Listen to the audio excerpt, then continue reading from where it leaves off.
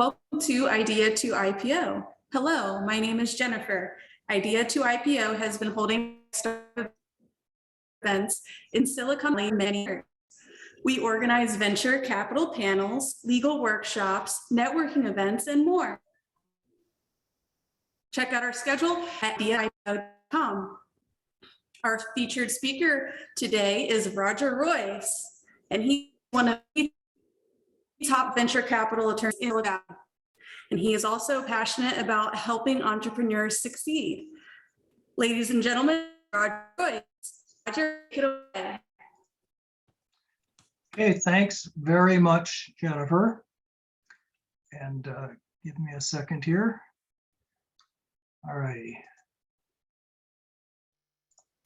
So thanks very much, Jennifer. Thanks for that introduction. Thank you, Idea to IPO. I am Roger Royce. I'm an attorney with the law firm of Haynes & Boone, resident in the Palo Alto, California office here in the heart of Silicon Valley. And we're here today to talk about how to form an angel or venture fund, legal, business, and tax strategies. Now, I know a lot of you out there are not venture capitalists, and you might not even be thinking about forming a fund. I think you're here because you're entrepreneurs and you want to know how the other side thinks. And that's a great reason to be here, because this is going to give you some insights into who your partners might be and who you're going to be dealing with. They say keep your friends close and your enemies closer. This isn't quite that bad, but this at least is a good insight to the people on the other side of the table. Let me go over a few things before we get started. This is being recorded. As you know, it is also being live streamed. At the conclusion of today's webinar, I will be emailing to you a copy of the recording and my slides, and a copy of my book as well, Dead on Arrival, How to Avoid the Legal Mistakes That Could Kill Your Startup. That's the book I'm distributing for a little while yet. You'll be happy to know that I have finished and am in the editing process of my next book, 10,000 Startups, Legal Strategies for Success. So stay tuned, because you too can have a copy of that book if you go on Amazon and buy one. Now, before we get started, I want to let you know a couple housekeeping things. Number one, we are going to have about an hour presentation. At the top of the hour, then we open it up to Q&A, and we'll do 30 minutes of question and answer. If you have questions as we go along, and I hope you do, go ahead and type those into the Q&A box at the bottom of your Zoom screen. Don't put those in the chat, put those in the Q&A. So I've got them all in a nice organized place. I like to be organized. That's where I'll look for them. So just keep that in mind. All right, second thing I want you to know is I've opened the chat to everybody. View that as sort of your virtual, we'll call it, I guess, virtual business card. You can tell people who you are and where you're from. And I'm going to start by posting my LinkedIn information and my email address into the chat box. And you too can do the same. Make sure you sign up to our YouTube video, subscribe, so you can catch all of our videos and catch all of our content that we do on this topic, as well as joining some of our LinkedIn pages if you want to stay in touch with what's going on. Now, let me do a couple of polls, because I like to know who's in the audience. So poll number one, let me know who you are. Are you a startup entrepreneur? Are you from a more established company? Maybe you're an investor, maybe you're a service provider like me, maybe you're a student or a professor.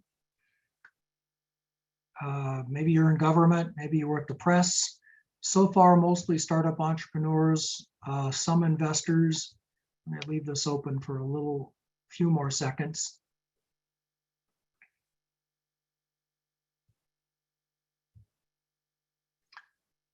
Okay, with only 65% participation, 70% participation. We've got about half entrepreneurs.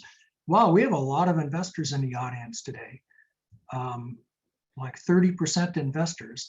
So entrepreneurs, this is your opportunity to chat to everybody and let people know who you are. There's a big investor community here. Okay, with a little more than 70%, it's about half entrepreneurs, about a quarter investors, and then a little bit of everybody else. All right, I'm going to end that poll so we can more quickly get to the main event. But before we do that, we're doing this at noon today, which I think we found, noon in Silicon Valley, which I think we found reaches a broad audience worldwide, because a lot of people from Europe can log in. So where are you from? I'd like to know who's in the audience. It will actually inform a lot of what I talk about. So with about half participation, it's almost all North America. Half Silicon Valley, half someplace else, it looks like. Oh, actually, Asia, 11%, Western Europe, 4%. I would have thought more from Western Europe. 10% Asia, Western Europe, 6%. It's like watching a race here. We're at 60% participation. So we're at 76% North America. That's a lot. 10% Asia, 7% Western Europe, and then sort of a scattering of other places. And I was not able to include every place. Okay, so 75% North America, 10% Asia, 7% Western Europe. All righty. Thank you for participating in that poll. And again, take a look in the chat before we get going. You'll find the LinkedIn groups that you should join, the YouTube channel that I'd really like you to subscribe to. And also follow us on Twitter. If you're tweeting today on Twitter, use hashtag IDEA2IPO, spell the whole thing out. All righty. Okay, let's get rolling here. Now comes the trickiest part of the program. I'm going to share my screen. You should see my slides, and I know that you do. If you don't, you should chat me. Okay, how to form an angel or venture fund, legal or business tax strategies. First of all, this is not legal advice. This is more high-level discussion about some of the things you might want to think about if you'd like to know how those sausages are made and how venture funds and angel funds and other types of funds, for that matter, are formed. So just keep that in mind. This is not legal advice because that has to be very specialized to your particular circumstances. This is me again. I'm Roger Royce. I'm a partner with the AmLaw 100 law firm of Haynes & Boone. I do emerging growth and venture capital in Palo Alto, California. So let's start with before we jump into some of the nitty gritty, I think it's useful to understand where the VC industry in particular, and keep in mind, this is not all about VC funds. I'll talk about other types of funds as well. But in particular, where the VC industry is right now. And here's a quote from the PwC Money Tree, which you can find online and keeps a lot of statistics about where venture money is being invested. So again, every time I look at this, it's always a new historic record. 62 billion in Q1 of 2021. That's incredible. Those are incredible numbers if you look at these. Again, another record. Last year was a record-setting number, and here we are. Even by the end of Q1, and we're already in September, we were almost halfway of what last year was. Kind of to break that down a little bit, I want to let you know what the fund formation world looks like. And these are numbers from the National Venture Capital Association 2021 yearbook. You can find this online. And you can see just the number of venture capital firms in existence, how much it increases year over year. And it's definitely on an upward trajectory, right? It's doubled since 2013. It's like everybody in the world is getting into this business. And we'll talk a little bit about that in a minute as to why that is. But if you'd like to see what the industry looks like at a macro level, take a look at the data collected by the NVCE. I think it's pretty amazing just how much more venture there is and how many more VCs there are in the world than there were, just a short time ago.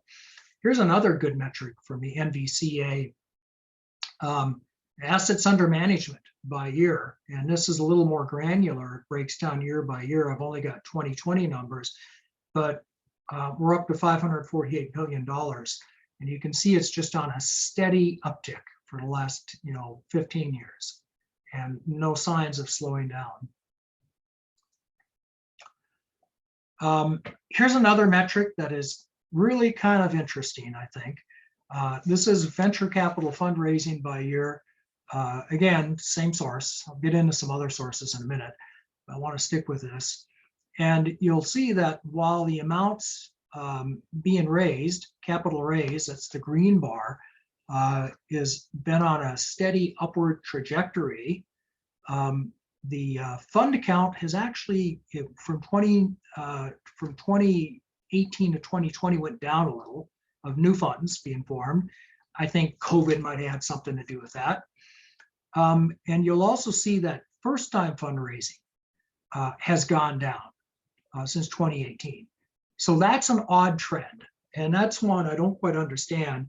I will tell you, it does explain some other things that are going on in the market, which is that let's just turn to it, that later stage deals tend to be getting more money than early stage deals. And that might be why.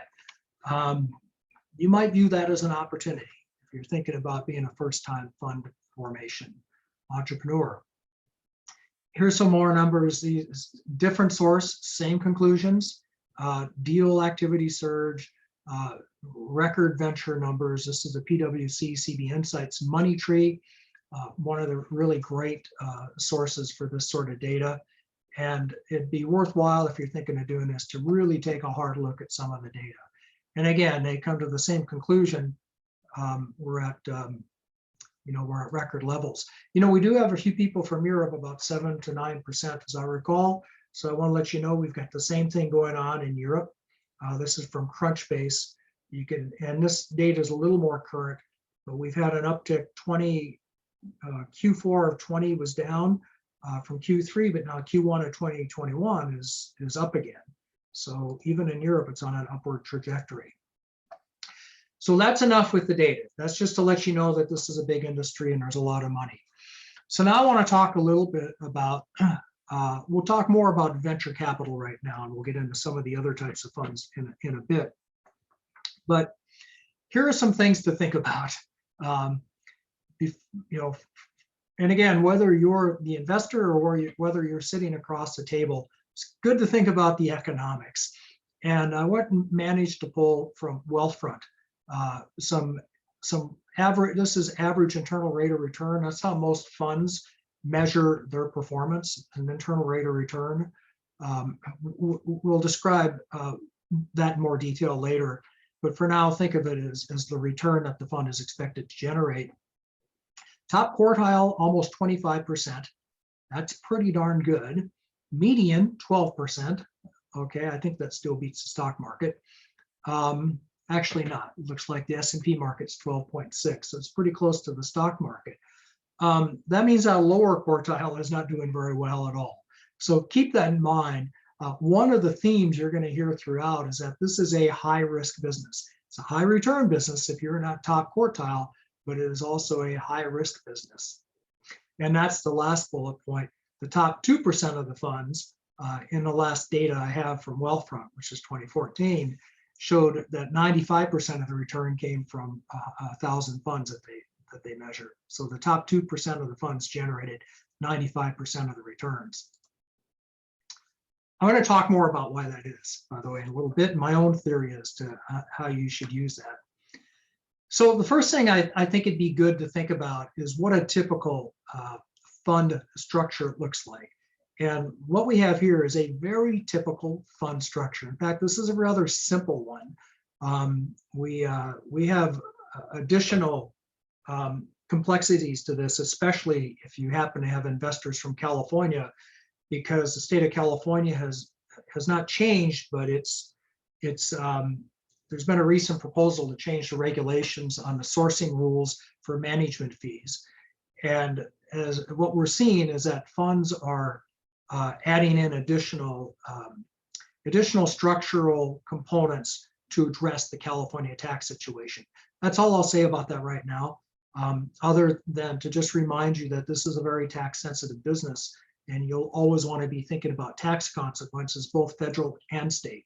And for states like New York and California, there are additional things that funds will do with regard to that management company to protect their return from additional state taxes. Okay, having said that, at a high level, we have a general partner. So whoever's sponsoring the funds are going to form a general partner entity. Could be an LLC, usually is, could be a corporation, doesn't, whatever it is, it's a separate entity. And this is important. The reason why is because whatever deal the sponsors are making between themselves ought to be confined to that separate general partner entity. It not ought to be a part of the fund that we're about to form. The fund is a triangle down in the bottom, and triangles, by the way, those symbolize partnerships for tax purposes. So the fund is usually a Delaware limited partnership or a Delaware LLC. I see more and more LLCs every year. Partnerships, limited partnerships are still more commonly used for legacy reasons, I think. Just anecdotally, I think so, but they both work equally well. There are some technical differences in how they get formed and you know what sort of papers are required, but as a general rule, they can both work. Now, the general partner will have a general partnership interest in the fund. They'll take what we call a carried interest. That's a share of the gains, because the fund is going to take money from investors. It's going to invest that money. It's going to pool it. It's going to generate gains from those investments, hopefully, and then split up the gains. General partner takes its share through what's called the carried interest. A management company, also controlled by the sponsors, is going to take a separate management fee from the fund. And for a venture or an angel fund, that's usually it. Sometimes you'll see funds have initiation fees. Sometimes they'll have other types of fees to get going at the start, but usually that's it. It's just those two things, carried interest and management fee. Other types of funds, it's way different. Real estate funds, there are fees all over the place for different types of things because they're actually conducting an active business. But for this type of fund, that's the two main revenue streams that we're concerned about. Now, you'll notice that we have the investors coming in a couple different ways. The US investors typically go directly into the fund. The non-US investors will as well if it's a venture capital or a passive investment fund. On the other hand, if that fund is doing anything that looks like investing in real estate or the active conduct of a trade or business, we'll put in place these things we call blockers. And that's just US corporations between the foreign or tax exempt investor and the fund. And the reason why is because that sort of income is going to be taxable to the investors, and non-US investors don't want to be in the US tax system. So they'll put this corporation between them and the fund, so the income gets taxable to the corporation and not to them. We don't have that problem with venture funds and angel funds because non-US investors are not taxable on their share of gains from the sale of securities, at least not under current law. But as long as I've been practicing, there have been proposals in Congress to change that rule. Hasn't happened yet, probably won't. I want to talk about one variation on the model that I see a lot, and it's worth knowing about, especially these days, because this is so very common, and that's the accelerator fund model. And the idea is that, and I see this with companies that offer a lot more than just funding. So you'll see here that we have the portfolio company really at the center. It's at the bottom here, but at the center of everything. Portfolio company is going to join the accelerator. In order to get the money to pay the accelerator, the fee required to be in their program, it has to sell some equity. So it sells equity to a fund, which is set up just the way we talked about. And the difference is that fund is controlled by the same people or an affiliate of the accelerator. So the money kind of goes in a circle, doesn't it? It goes into the fund, to the portfolio company, up to the accelerator, and probably out to the manager at some point. Pretty common, pretty typical. We see a lot. It's just one more thing to keep in mind when setting these up. What is your goal and what is your strategy? So we will go through today different types of startup funds. Most of this is startup focused. Talk about what venture capital is, as opposed to some other types of funds. You'll also see what we call micro VC funds, which is a lot like just angels using other people's money, is kind of how I like to think about it.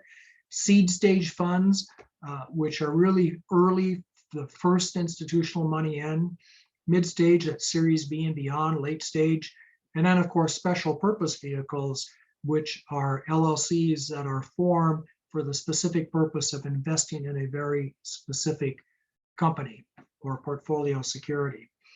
For those of you who are joining late, I want to let you know that we are recording this and we are live streaming. And if you've missed any of the early content, I will be circulating a recording of this. And you can also find it on my YouTube channel, which will be in the chat box. So what types of VCs are there? And what types of investors are there? And one way to break them down is to think about what they invest in. And one way to think about it, and this will be important when you start telling, when the fund starts telling its investors who they are and what they're doing and what their strategy is, one of their first questions is going to be, well, what is it that makes you special? So thematic investors, they bet on what they think is the next big thing. And the next, what's next is getting to be a bigger and bigger space, more and more as technology advances. Domain investors, they might focus on an industry that they know really well. Maybe they know crypto or cybersecurity super well, and that's what they focus on. We call them quant investors. They just look at the data. They just go where the data tells them to go, where the opportunities are. Some types of VCs are really focused on people. I remember hearing Draper talk about, the elder Draper talk about how he's very much in the people business. He bets on the jockey, not the horse. Other investors a little different. Some types of investors are much more about the technology. Jurvetson comes to mind, that are probably much more interested in having really good solid technology. So different types of VCs are going to have different strategies and different focus and kind of a different thing that sets them apart from the rest. Keep in mind, this is all different than the closely related, entities, accelerators, incubators, and venture studios. You're going to hear these words as they come up in this business and this industry. I'm not sure there are any really super good specific definitions, but I like to think that incubators get in really early at business idea stage and they stay with the company for a long time. I ran an incubator for 2 years in my law firm, my previous law firm, where we did agriculture technology companies. We had 15 companies. We got them at idea stage. It was actually very successful. Accelerators, they want established companies and they're just going to take them to the next level in exchange for equity.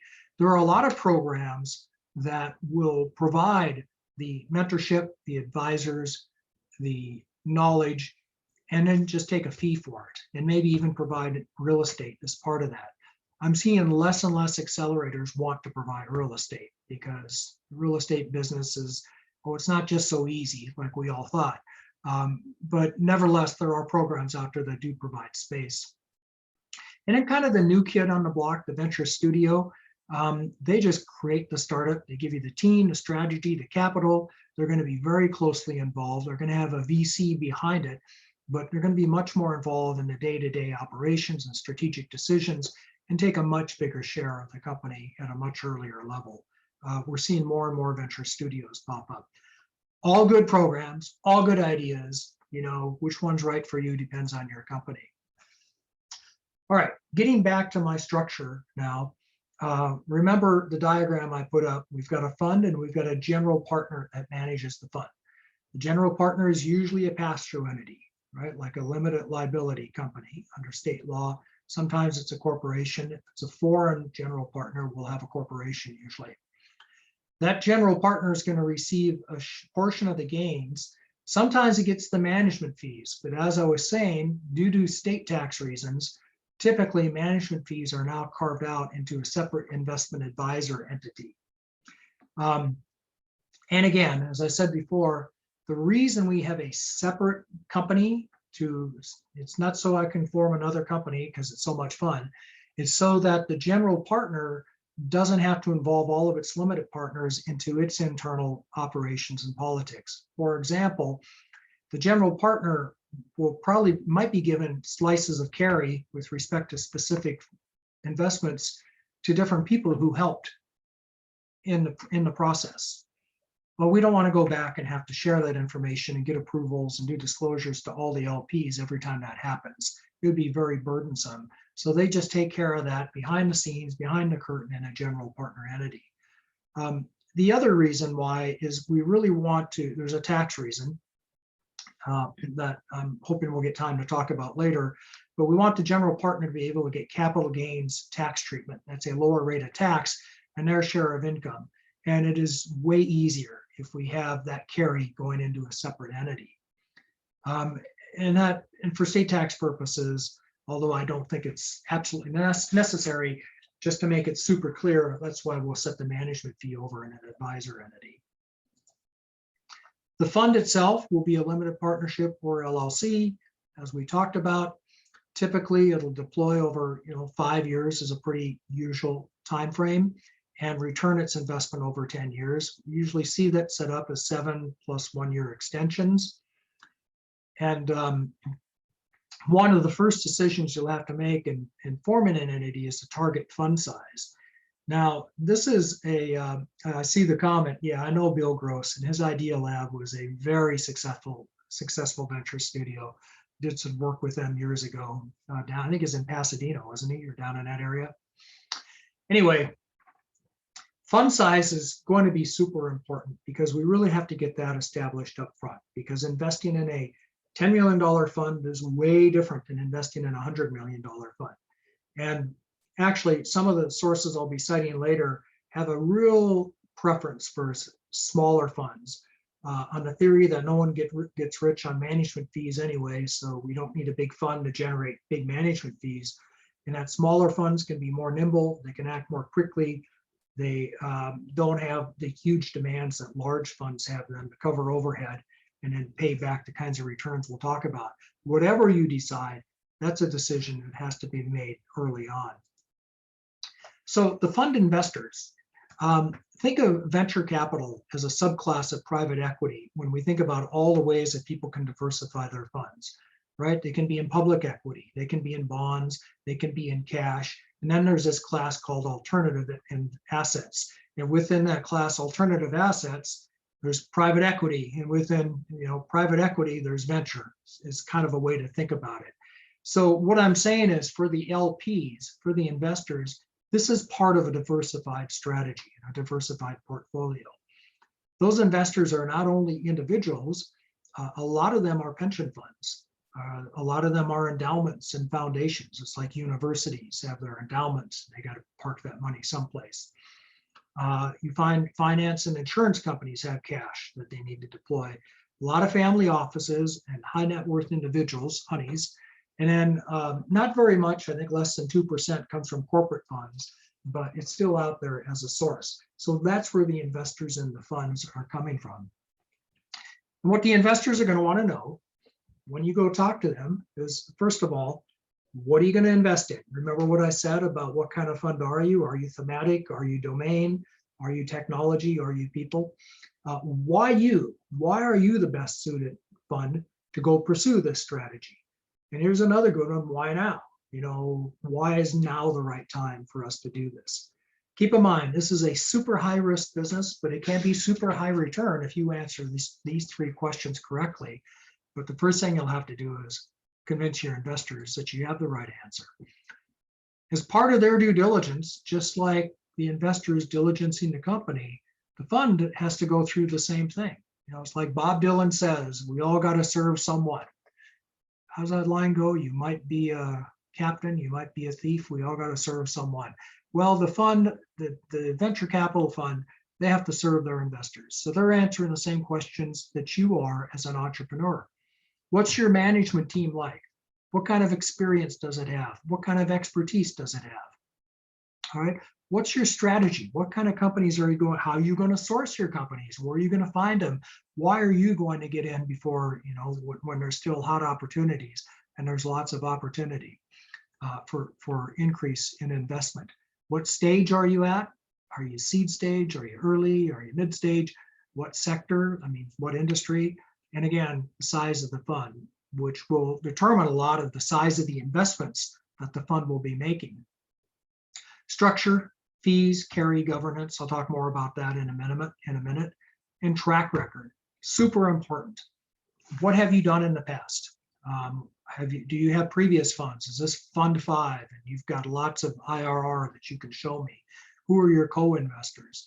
Now, for first-time funds, you're probably thinking, well, that's going to be a little tough to show them track record because this is my first fund. I don't really have any track record. So here's what has often been done. I noticed with the funds that I've worked with, the first-time funds. And I recall doing this 20 years ago for funds that are now almost household names. But I'll tell you how they started. Somebody came along and they found one company that they had an in with, and they pooled all their friends and family together and put them into an SPV, a special purpose vehicle, and they made that one pooled investment vehicle. They might not have even taken a carry, usually not. They didn't take anything. They just wanted to get a lot of people together into the company so they could establish a track record to show that they're a good stock picker.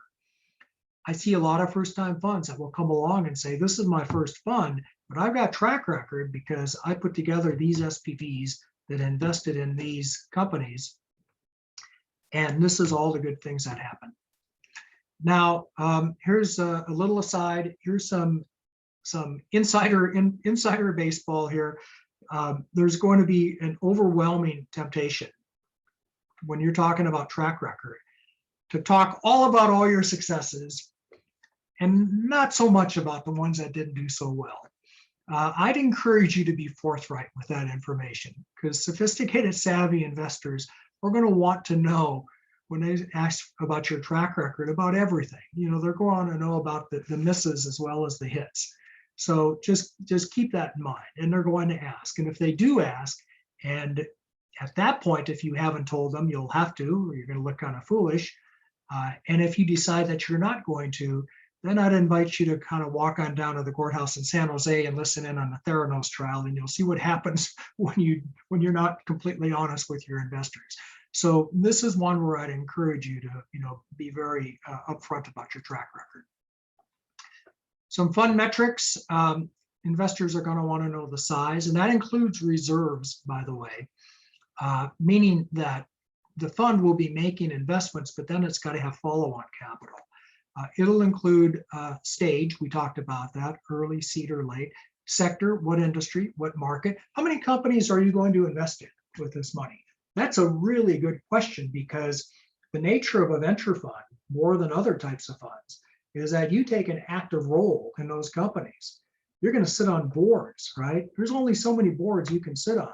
It's very time consuming. It's a real time sink. I sit on 0 boards, except for nonprofits, 0 boards anymore. I used to sit on boards because it really takes time to be a good board member. So you're going to be limited in the number of portfolio companies. By the way, if you do the math, that's why I think small funds have a better shot than large funds. Because with the small fund, you don't have to deploy as much. You don't have to be on so many boards. You can pay more attention to them. I just think it's a better bet. And in geography, are you limited in geography as to where you're investing? We're seeing that less and less these days. There was a time not that long ago, if you were a Silicon Valley fund, you invested in Silicon Valley, case closed. Not so much anymore. Silicon Valley funds invest all over the world. So let me just say something about performance metrics. I want you to understand a couple of terms before we go much further in this. You're going to hear these terms all the time. Internal rate of return, and that's just simply the annual effective compound rate of return that you return to your investors, to the investors. Not how much the fund makes, but how much the investors get. they're going to want to know that. So that's a number that you'll be keeping a strong eye on, and you'll be structuring in order to maximize that number. Another metric that VCs like to use is just cash on cash, right? How much did you return? I put $100,000 in your fund and I got 200,000 back. That's just cash on cash. Might have taken 10 years to do it, which would be, I don't know, about a 12% internal rate of return. But hey, if so it sounds way better to say, I've got, I doubled my money in your fund. And that brings me to the third one, multiple on invested capital. And that just compares the investment's value as to the amount invested, not the cash you got back, Mr. Investor, but the value of your invested. So you'll see those metrics given out to investors, and you should just get really good with math. That's all I can say. There's so much math in this. As an example, here's some numbers generated from the book, The Business of Venture Capital, that I pulled out. I did not actually come up with exactly the same numbers, but I got pretty close if we assume an even flow. But say you have a fund size of 50 million to hit these internal rate of returns, you'd have to return that amount to the investors of gain on top of what they invested. So, by the way, the author used this example just to show how a bigger fund has a much tougher burden than a smaller fund.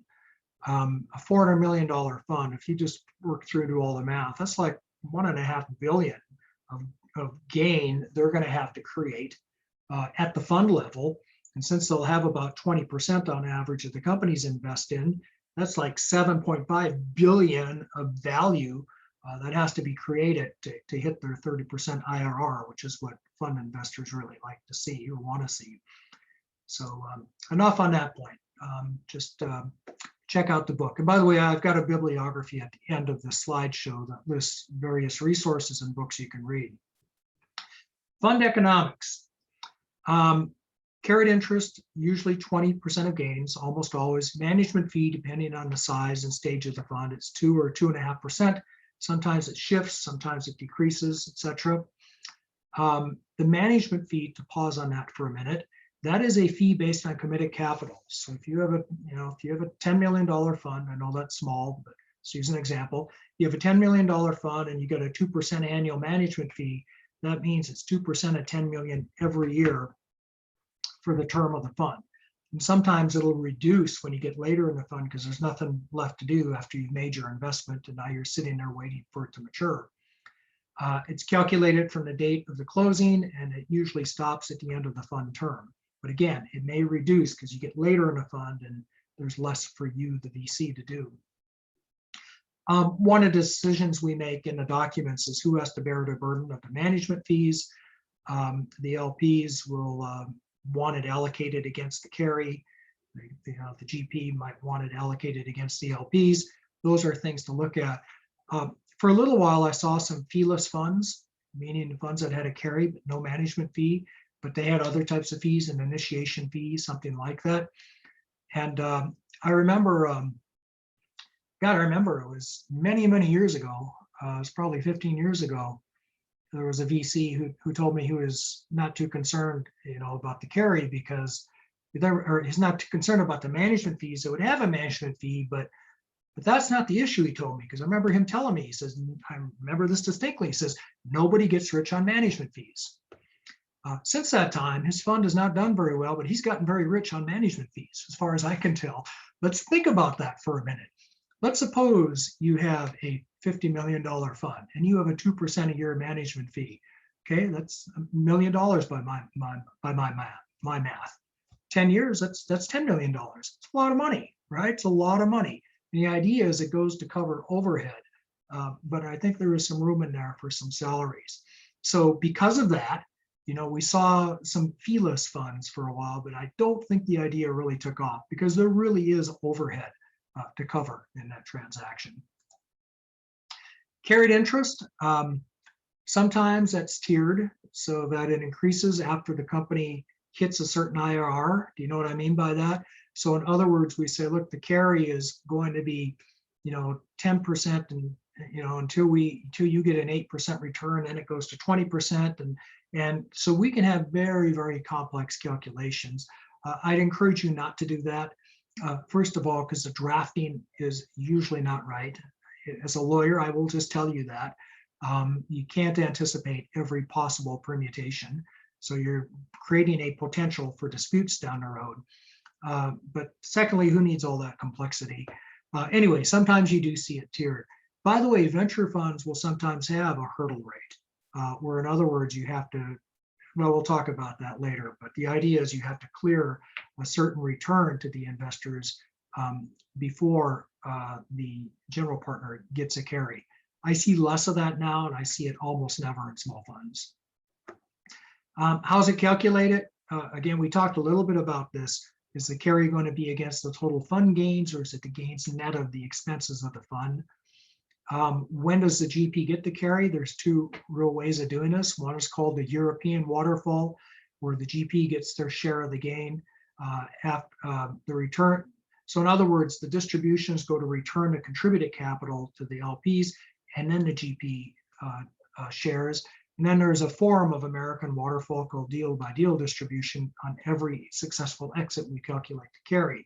If we do that, we're going to have a thing called a clawback. I just don't see American waterfall very much anymore. 10 years ago, I saw a lot more of it. But the idea is if you're doing deal by deal, there's going to be some early winners that generate a big carry that gets paid to the GP. And then there's a later loser. So now when you average them out, the GP got too much and they have to give it back. When you do have that structure, again, lots of opportunity for litigation. And I've been on both sides of that litigation. It's oftentimes guaranteed by the sponsors of the GP, the general partner, because remember, the general partner is just an entity, it's just a shell. And it's often demanded, but not often collected, has been my experience. So then there's the catch-up allocation idea. And it just depends who you talk to as to what is the right way to do this and what's more common. I'm sure there's a survey out there some way that says, but I've heard different VCs say completely 100% different things and what they think the market is on this. So catch-up allocation is the idea that when the entity finally starts making distributions, it pays out all of its distributions to the limited partners until 100% of their capital is returned. Then it pays 100% of the distributions to the GP until the GP has 20% of all distributions. Then it goes 20-80. Here's another type of allocation, 100% to the GP and then 20-80. So another allocation, we could do that any way you could imagine, but in my experience, it's usually that second one. That's usually the economic deal. We talked about clawbacks. We talked a little bit about hurdle rates. Tax distributions, we always, because tax income is not necessarily going to follow distributions, taxable income. In fact, it almost never will, just because of lockups and it's hard to distribute. So a fund might have some taxable income that it allocates to all of its members, but not have cash to distribute, or not immediately, or not in the same taxable year. So in that case, we want to figure out a way that we can do a priority distribution of cash to people so they can pay their taxes on income that they've got allocated. That usually favors the GP, the general partner, by the way, if not always. We could spend a lot of time on capital accounts, and in prior iterations of this talk I have, and you can go to and watch the videos if you'd like to know. The only point I want to illustrate here is that income for tax purposes does not necessarily follow distributions. And in order to make that all work, the tax distribution clause is a really good idea. And I'll leave it at that. If you want to drill down more on this, or like I say, you can take a look at the slides because we're running out of time, or I'd invite you to take a look at my prior video on this. The important thing here is that you're going to need a good accountant, right? You really, to do fund stuff, it's all very, very numbers based. You really need a good accountant to track capital accounts. A capital account is basically, it's not like a bank account. I've had people ask me that, so I'll just say it. You don't go to the bank and open a capital account. You don't go to the Capitol and open a capital account. It's an accounting entry. Right? For my accountants in the audience, you understand what I mean. It's just an entry that tracks money in It tracks income, it tracks loss, and it tracks money out. It's super important for tax purposes because that capital account will determine the validity of a lot of the income tax allocations. Now, I told you that, and I should tell you this. Just last week, Senator Wyden has introduced a bill that would completely change the way partnerships are taxed, including funds, in a couple of ways. Number one, carried interest, which we've been talking quite a lot about. That's the general partner share of the gains from the investments that the fund makes, are currently taxed at capital gains rates. There's a real move, and it's been eroded already, right? The general partner currently has to hold their interest for 3 years, not 1 year, to get that capital gains benefit. There's a certain contingent in government, including our president, who would like to get rid of that break altogether and tax the general partner share at ordinary income rates. So doubtful that'll happen. I think the New York lobby is a little too powerful for that, but just keep in mind, that's always out there. It's been there for a long time. I was going to say as long as I can remember, but I'm extremely old, so it hasn't been that long, but it has been a long time. The second thing, the bill that was just proposed by Senator Wyden last week would completely just change the way partnerships are taxed. So all this capital account stuff would not be the way we do things. It would tax everybody in accordance with their interests in the partnership. So that'll be super good for me as a lawyer, probably not so good for you as a client. Okay, capital contributions, capital commitments, capital calls. So typically, the fund will start, it'll have a commitment from its investors, and that capital will not be drawn immediately unless it's a relatively small fund with small amounts, but it'll be drawn down as needed. And one of the biggest reasons funds do that is because it affects the ROI to the LP, right? If they can draw down the money only as they need it instead of all at once, that should increase the ROI they can report back to them, or internal rate of return, in fact. Sometimes the general partner is expected to contribute. That's one for legacy issues. There was a time when the tax law required that 30 years ago. And also it's for market issues, just to show that they've got skin in the game, that they believe in their fund and they're betting on their fund. In fact, sophisticated investors, they really want to know that you believe in yourself enough, you've got your own money put up. And then finally, what happens if we want our higher ROI, so we're going to draw down capital in tranches and not immediately. What if there's a default?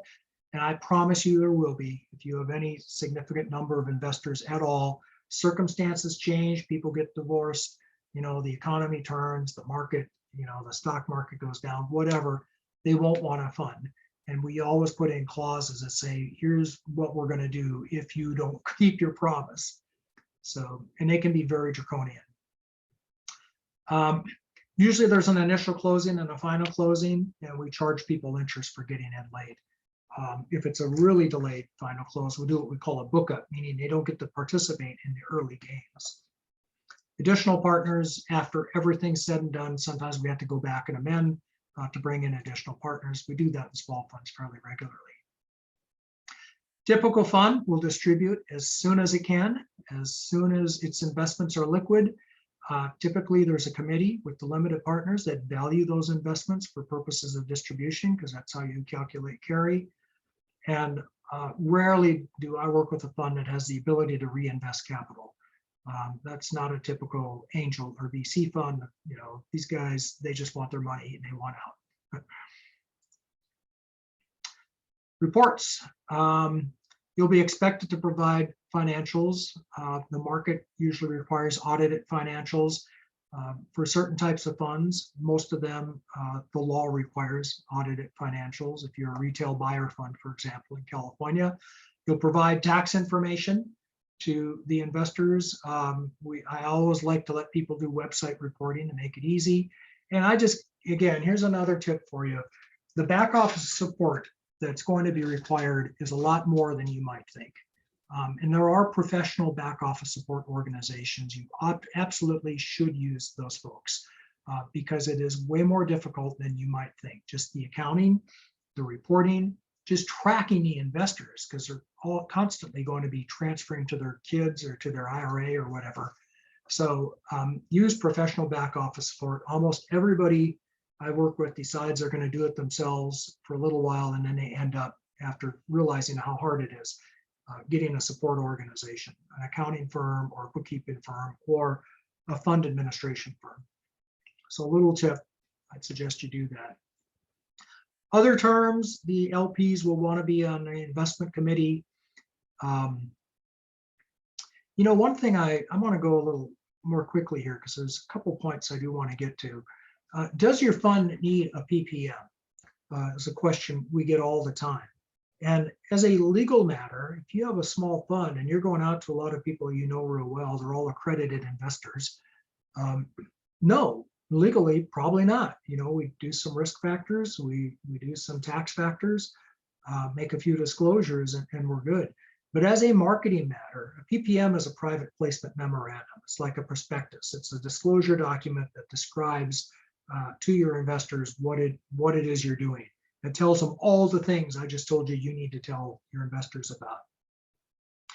As a marketing matter, sophisticated investors will expect to see that, right? And they'll expect it to have all of these terms here that are described on this slide. So do you need it? Technically, probably not. Sometimes you do, depending on what you're doing, but probably not. Should you have it? Probably.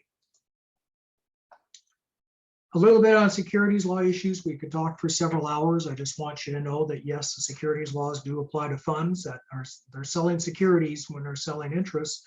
And the one that the Investment Advisors Act and the Investment Company Act are the two laws or statutes that really govern a lot of how these deals are put together.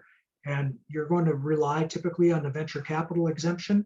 There are other private fund exemptions for companies that can't rely on a venture capital exemption, like crypto funds or fund of funds. And then there are also exceptions. If you're in California, there's also a state regulatory overlay.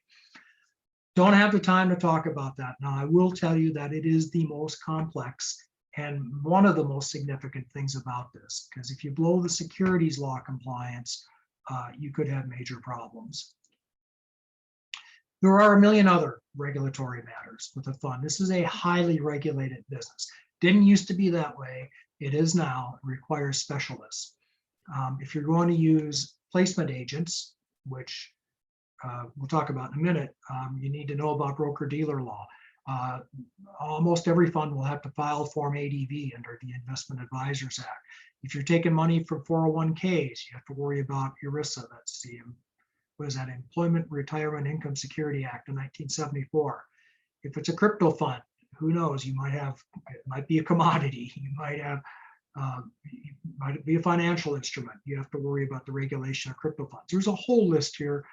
I won't mention them all. I'll just tell you that I have a checklist, and we go through the checklist when we form a fund to see whose net you're in. Speaking of placement agents, according to Preqin surveys, I was really shocked to see this, but most funds have used placement agents. These are basically brokers who will go out and find money for you. The funds I work with typically don't, but it looks like a lot of funds do. The real question is, gee, if you have to pay a placement agent to raise money, is the investor going to require you to reduce your management fee, which is misspelled, by the amount paid to the placement agent?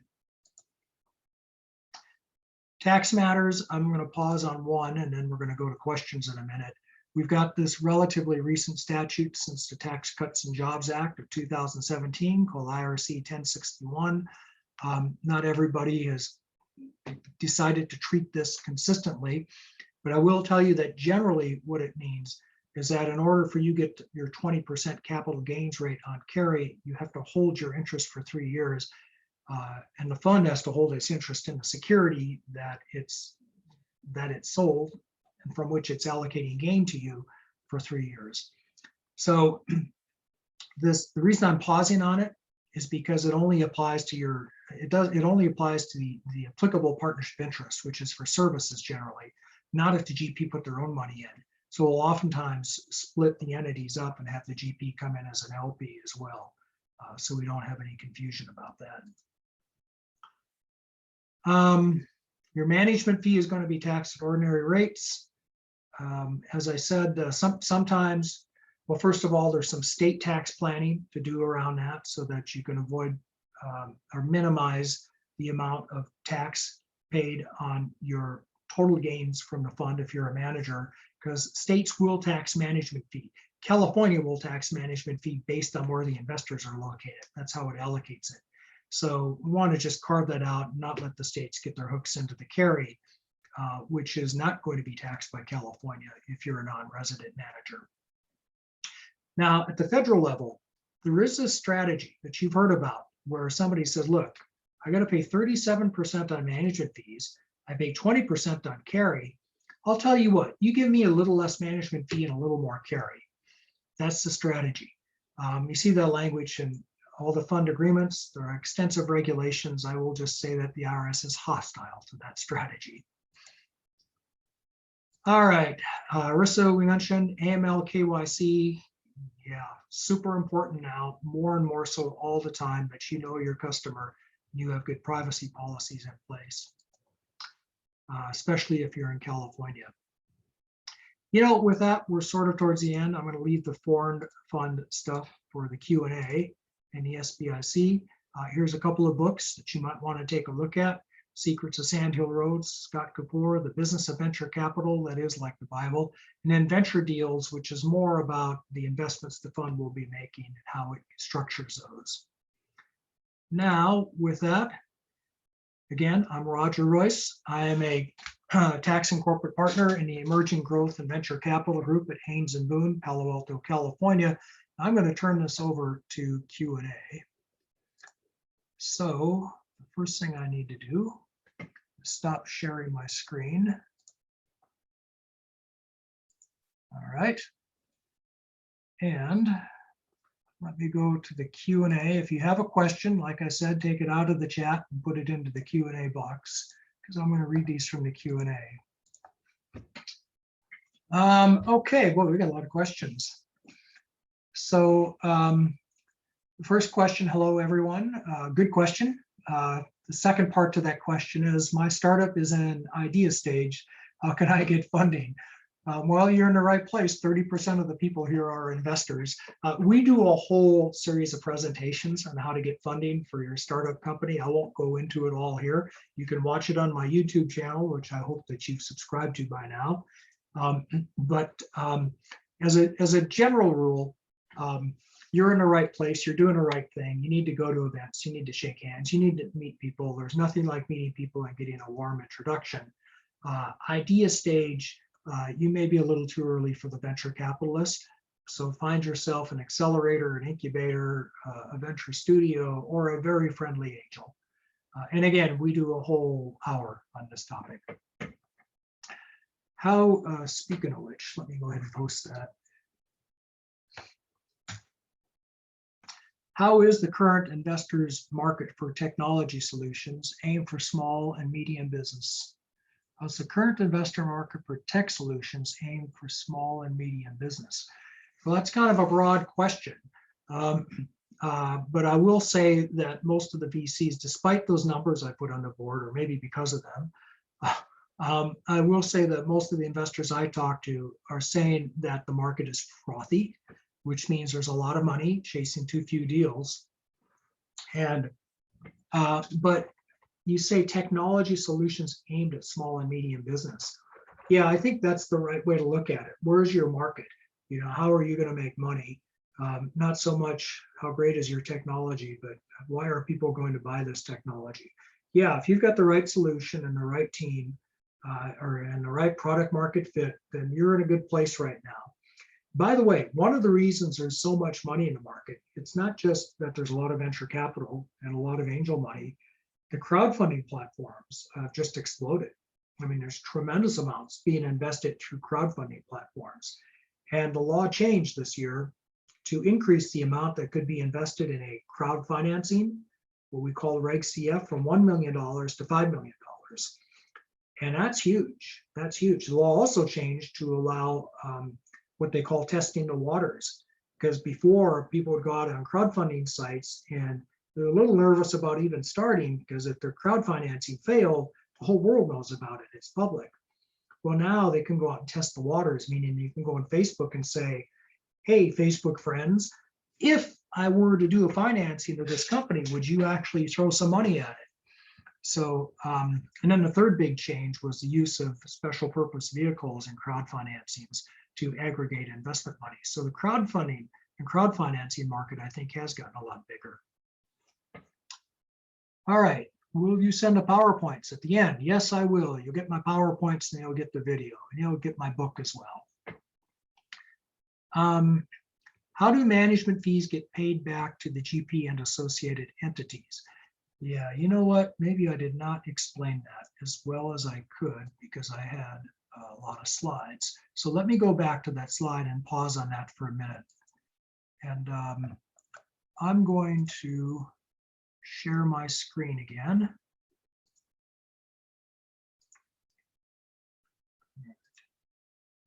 And okay, remember our structure. Okay, the sponsor here, they own interest in the general partner. The general partner gets a carried interest from the Delaware LP, right? The management fee, on the other hand, is going to this management company. So the question is, well, how's the GP sharing that? So what's not showing in the slide, because it's just too busy already, is that the sponsors also own the management company. Now, that management company, it gets management fees from this fund, but it also gets management fees from Fund 2, Fund 3, Fund 4. And there's a regulatory reason that we do that. There's a tax reason, as I described, state tax reason, but there's a regulatory reason. And the regulatory reason is that that management company is going to go ahead and be the investment advisor under the Investment Advisors Act and violates Form ADV Part 1. And it's going to be the entity that takes that compliance burden off the shoulders of the GP, basically. Now, how do the sponsors participate? Because they own the management company. This is the short answer. And this chart is the long answer. All righty, let me stop sharing. Hold on here. Let me stop sharing. If I stop sharing, all right, must have stopped. Okay, if I haven't, somebody chat me. Okay, let's go on to the next question. Okay, again, about the slides. Yep, you're getting the slides. Is the venture studio concept basically an idea that needs a team? Well, I guess that's one way of looking at it, but it also needs money. It needs infrastructure. It needs mentorship. It needs advisors. I think it needs a lot more than that. Okay, somebody asked who Bob Dylan is. Oh God, right through the heart, man. Come on, I know who that is, and I know you know who he is. If you don't, Google it. You got to serve someone. By the way, Bob Dylan is the single most quoted musician in court cases in American history of anybody, of all performers. Bob Dylan has been quoted the most time by judges. That tells you what a great philosopher he was. Any comments about how funds best exploit IP licensing and IP holding company? Well, keep in mind, the funds that we're talking about here are passive investment entities, right? And the passive investment entities, they're investing in startup companies that actually are going to own IP and are going to exploit IP. The funds we're talking about here are not going to actually buy intellectual property. Now, there are funds like that. And since you were unfortunate enough to ask me, I'm going to tell you about that. There are, and I used to do a lot of these back until a long time ago when the tax law changed to make that not such a great thing, and then but not a non-existent thing. Then the tax law changed again in 2017 to make it almost a non-existent thing. But the idea used to be that we'd create an R&D fund, a research and development company. It would be an entity. We would have people invest in it, investors, and the entity would use that money to invest in intellectual property, and they'd get big deductions out of that because there'd be a pass-through of the, for example, the amount they paid to the patent lawyer to create a patent would pass through, and it'd be deductible at ordinary rates. They might even get an R&D credit if they were actually in the business of commercializing that IP. So this was a real win, and they'd get additional deductions, R&D deductions, if they were in the business of commercializing it. And then they'd build it, and they'd take the deductions and deduct it at a 30, whatever their, I don't even remember now, but today it'd be a 30% individual rate. And then they build an asset and they sell the asset and they get capital gains on the asset and take that into income at a 20% rate. So there are funds that used to do that. Congress shut that down, probably because I wrote so much about what a great giveaway it was. Somebody must have read it. And anyway, so the law has changed that now. So you don't get that benefit anymore. But just think about that for a minute.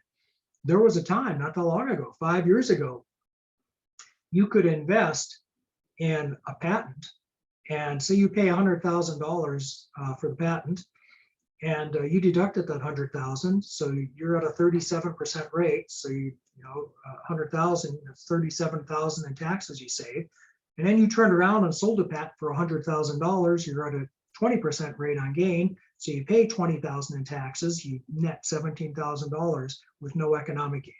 Anyway, yeah, so funds don't typically do that anymore. If they are going to, they would probably do that through, I think you're right, an IP holding company, as the question suggests. And that would be a corporation that would actually go out and exploit and develop the IP. Oh, too many acronyms. Well, sorry about that. Do you have a key? I'll tell you what, I'm going to rework these slides. That's an occupational hazard. If you do too much of this business, these letters just seem to mean something. But on our site, Haynes & Boone is introducing an HB Start site, which is designed for the startup and emerging capital community. And we actually do have a glossary of terms and acronyms. So I'll incorporate that in my next iteration of the slides. Question 1, do the people you collect money from need to be qualified? Question 2, what qualification does one need to be able to raise a fund? Yeah, this is a simple question with a complex answer. Assuming you're in California. So number one, they definitely need to be accredited, right? So you're going to go out and you're going to raise money just like any company. You have to comply with the securities laws, and you're either exempt from registration or you're registered. So funds are always privately held. There's reasons for that. And so they will collect money from accredited investors. If it's a venture capital fund, meaning that it pursues a venture capital strategy, its investors just have to be accredited. Now, if on the other hand, it is not a venture capital fund, meaning that more than 20% of its investments are in something other than portfolio company stock, then it doesn't qualify for that venture capital exemption. So it has to qualify for a different exemption. And in California, you're going to be a retail buyer fund, and your investors not only have to be accredited, they have to be qualified, meaning they have more than 2.1 million in assets, excluding residents. And then it gets more complicated from there on, but that's the general answer. They need to be rich. Your investors need to be rich. By the way, they also have to have a pre-existing personal connection with you. And if they don't, the general rule on securities under 506C, if you publicly solicit, then you have to verify that they're accredited. That's a whole nother discussion. If you are just a sole investor with your own money, does it help to set up a VC fund and invest through that instead of as an individual investor? Absolutely. Let me count the reasons why. So number one, and I do this regularly for individuals who want to do investments. We form an entity, an SPV, an LLC. That entity then is the entity that makes investments. So number one, it is one level of liability protection. I know what you're thinking, especially the lawyers out there. You're saying, well, how could we have liability? I'm just a passive investor. Oh, you haven't lived. I've seen investors get sued all the time. Not all the time, but enough times that I think it's a valuable thing to have. It's an insurance policy to have that investment entity between the very rich person with lots and lots of assets and the greedy, hungry creditor out there who wants to get at those assets. It's one more level of protection. Number two, it's a level of privacy, right?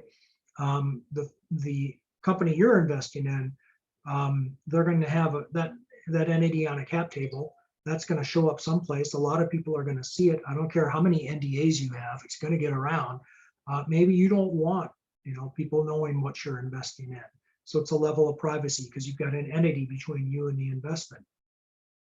Number three, it's a way for you to syndicate. I hate to say this in public, but it's a way for you to syndicate your investment.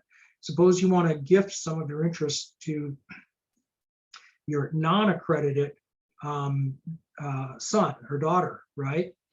Well, if you've invested in a company and you go to the company and you say, hey, I want to transfer some of that stock I bought, they're not going to like you. They're going to say, why are you creating all these problems for us? Now I got to go call my lawyer. You know how expensive he is, plus I don't like him anyway. So, and they might not let you, or they might charge you, or they might not let a non-accredited person, or who knows, it's a hassle, or they might exercise their right of first refusal, which they might have. So if you have an entity that owns the investment, you can transfer interest in the entity. That brings me to my fourth reason. You can do estate planning with the entity that holds the investment in the portfolio companies. My fifth reason, you can bring other people in, you can bring other investors in. So there's lots of reasons that I would do it that way. And as long as you're not charging anybody a fee, it's just your personal investment vehicle, you can basically avoid all of these regulatory issues that I've been agonizing about for the last hour. So yes, it would help.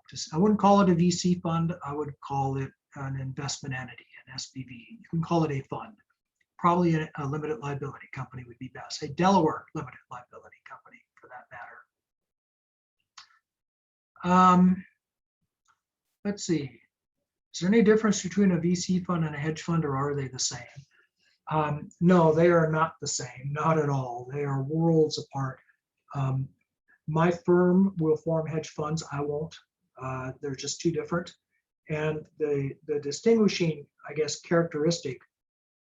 Well, first of all, the strategy of a VC fund is basically to buy and hold until you get an exit, and then you distribute the proceeds. And the VC will participate in that portfolio company along the way. It's a VC strategy. A hedge fund is going to trade. That's what they're basically going to do, usually in public securities. And people will come and go from a hedge fund from time to time, and it will reinvest, right? Because it's trading, it's recycling and reinvesting, which VC funds typically don't do.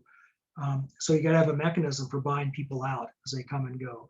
And it's a different type of fund. It's a different type of regulatory environment. So again, we have lawyers in my firm who do that every day. But that's not me.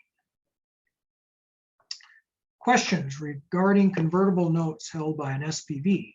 Do interest payments I think you mean on the notes, qualify as taxable events to the investors in that SPV? How does that get calculated for tax purposes? How is tax calculated when a conversion happens on a convertible note?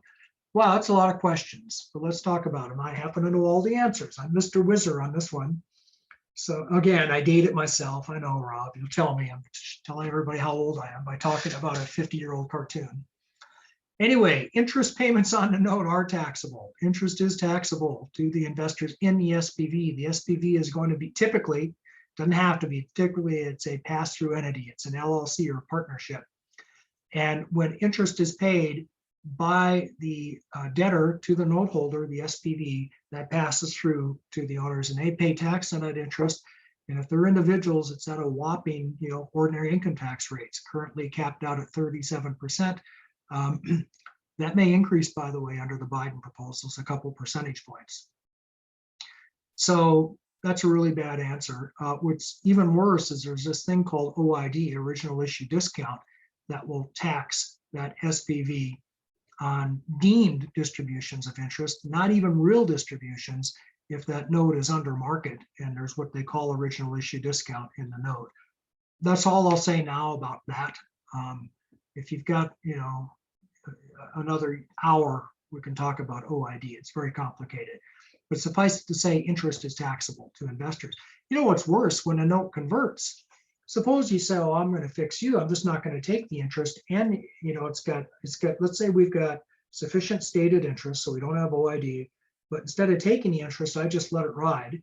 And then I take stock. So instead of just the note principal converting, let's have note and interest both convert.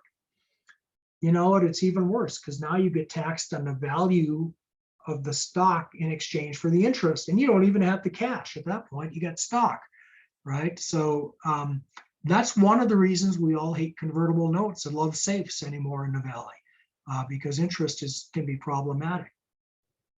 So next question: what happens when the note converts? Is that a taxable event? No, it's not. Now, let me geek out a little bit on tax and just tell you that 99.9% of the time, the answer is no. We never see a problem. However, there is this arcane situation where a note, the conversion ratio on the note could adjust, and that could give the note holder an additional interest in the company that it didn't have when the bargain was first made. And believe it or not, and I know you don't believe me, but this is just the tax law, that's going to trigger an income inclusion, that adjustment. So, but I don't think I've ever seen that actually happen, but that's the one arcane scenario where it could. So typically the note will just convert in accordance with its terms, and stock will be issued for the note. And that's not a taxable transaction. It's not a taxable transaction. You know what's even better than that? You get tacking of holding period for capital gains period. So if you bought the note a year ago and it converts today, that means that you've got 1 year of holding period on the day of conversion, so you can turn around and sell the stock and get capital gains. So that's the good news. The bad news is that rule doesn't apply for qualified small business stock purposes, which I was going to say QSBS, but I've been sufficiently chastened. So Jason, so qualified small business stock means you don't pay any tax at all federally on a sale on gains from the sale of stock in a qualified small business, but you don't get tacking for that purposes. Okay, let's see. Next question. All right, I'm going to skip that question because I don't quite understand it. Can you suggest resources for starting a real estate fund, and what do you think of the crowdsource approach for this? I'm not sure what you mean by resources. I do know a good lawyer that can help you with that. But all the real estate funds that I've done, there's usually a broker involved, I've noticed. And partly because if you're a real estate fund, one of the things you're selling, of course, is your ability to source really good deals. I will tell you that economics in a real estate fund are different. There's a different exemption. You still get an exemption from Investment Advisor Act, so you can certainly do it and take accredited money.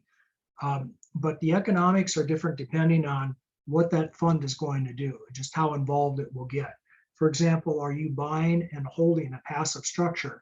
Are you buying and renting and then selling? Or are you buying and developing? Those are three very different things, and the economics get different depending on how you do it. So you're not going to see my 220 carry scenario in a real estate fund all the time.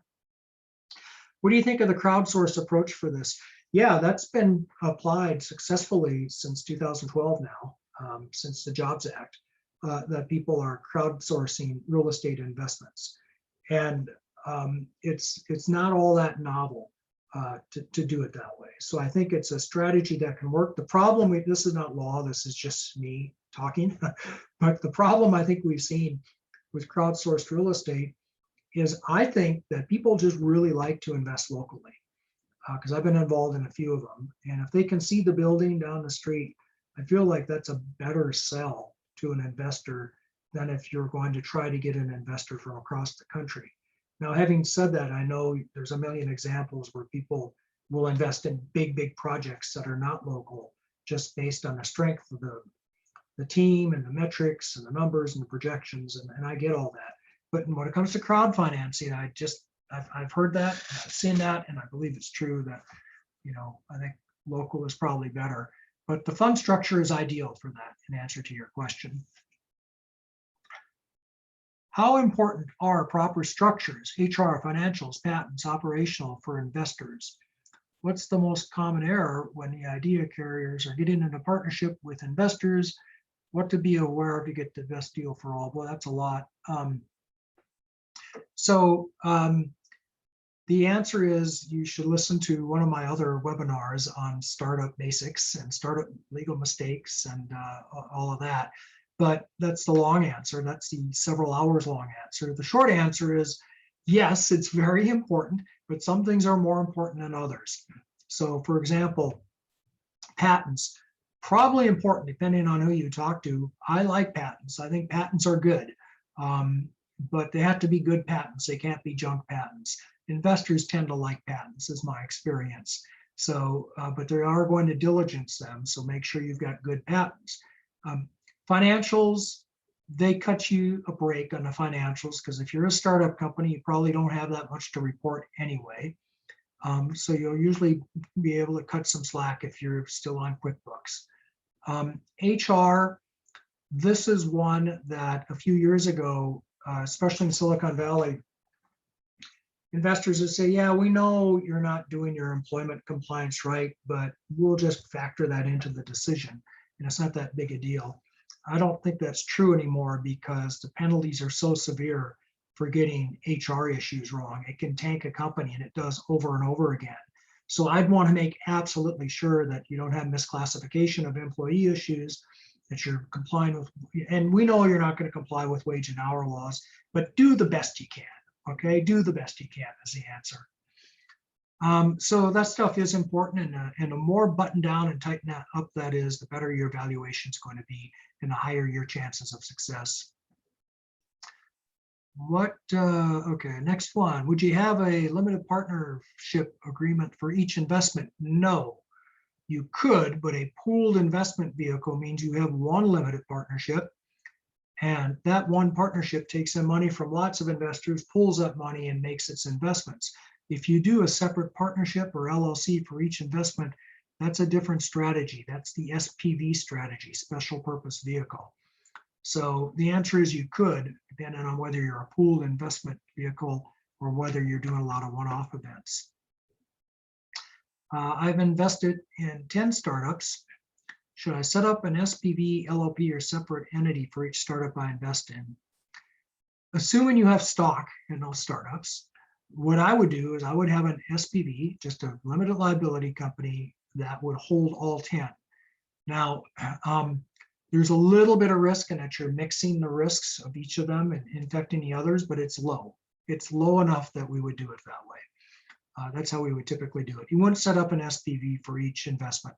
That would cost you a fortune, both in legal fees and accounting and tax compliance. So just one for all of your investments. Okay, and the last question. Let's see. I'm counseling some small business owners. Some have real potential but lack funding. The demographic I'm attracting are women and minorities. I'm hearing there's a market to fund this demographic, but nobody can find it. I'd like to, yeah, let me talk about that because I actually really wanted to get to that in my slides and I couldn't because I talked too slow. But ESG is all the rage. That's environmental, social, and governance factors. And what we're finding is that, what's that word, green lighting or something? What we're finding is that funds really want to be green, right? And they want to be ESG compliant. And they look for companies that have a socially responsible objective. So it's a great thing that if you're a company, and you can say we are advancing some social objective on top of making money, whether it be environmental, whether it be social justice, whether it be health and safety, whatever it is, some social agenda. If that's part of the plan, that makes that company that much more attractive because investors are actively seeking those out. Why is that, by the way? The SEC is having lots of discussions about imposing, well, first of all, imposing disclosure requirements in prospectuses for public companies to have to disclose to its investors, its commitment to ESG and what it has done. And that's trickling down because now public companies, they want to know that the companies they acquire. Kind of reminds me of Sarbanes-Oxley. And I know I'm dating myself again, but public companies, it trickles down because now they want to acquire companies that have the right ESG policies and governance policies in place, because that'll be consistent with their mission, which makes them more attractive in the public markets. And what it means is that now VCs want to invest in companies that have good ESG, because then they are more likely to be able to exit and sell them. So maybe we'll do a whole thing on that one of these days. Where can I find VC partners for this model? Boy, they're not hiding.